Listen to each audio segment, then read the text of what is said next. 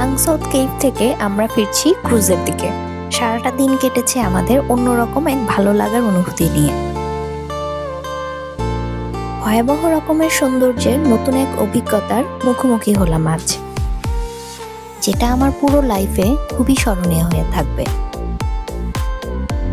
আমরা ফিরছি সন্ধ্যার ঠিক আগ মুহূর্তে। কিছুক্ষণ পরেই পুরোপুরি অন্ধকারে ছেয়ে যাবে এই হালং বে।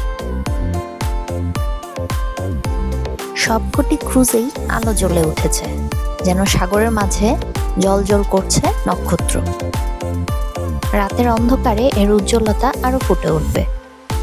কি এক অদ্ভুত পরিবেশ, তাই না? বিভিন্ন দেশের বিভিন্ন ধর্মের অচেনা কিছু মানুষ আজ একই জায়গায় অল্প কিছু মুহূর্ত একসাথে কাটাচ্ছে।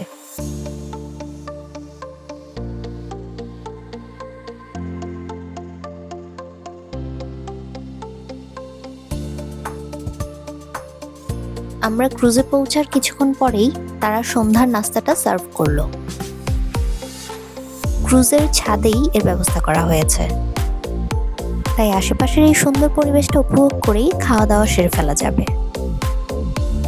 একেই তো হচ্ছে সন্ধ্যার মুহূর্ত, তাই চারপাশে অন্ধকার নেমে আসার সাথে সাথে মনটাও খারাপ হয়ে যাচ্ছে।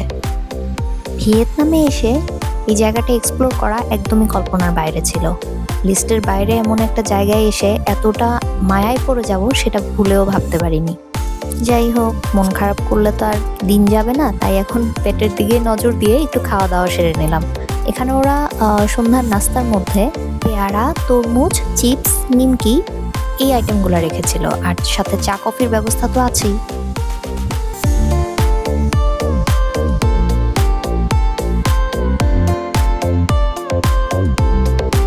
আমি যেহেতু ফ্রুটস তেমন একটা পছন্দ করি না আর চাটাও অ্যাভয়েড করি, তাই আমরা খুবই কম ফল নিয়ে আর কফি নিয়ে চলে আসলাম ছাদের এক পাশে একটু নিরিবিলি হয়ে বসতে।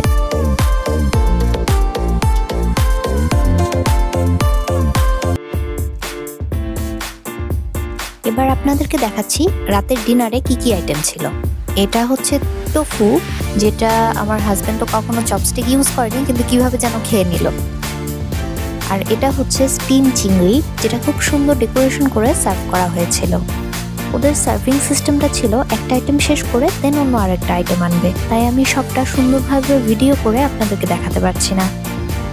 আমি আগেও 2-3 বার খেলেও কাঁকড়ার এই আইটেমটা আমার কাছে সবচাইতে বেশি মজা লেগেছে। আর এটা ছিল চিকেনের একটা আইটেম। ব্যাস, এগুলো দিয়েই ছিল আমাদের খাওয়া দাওয়ার পর্ব।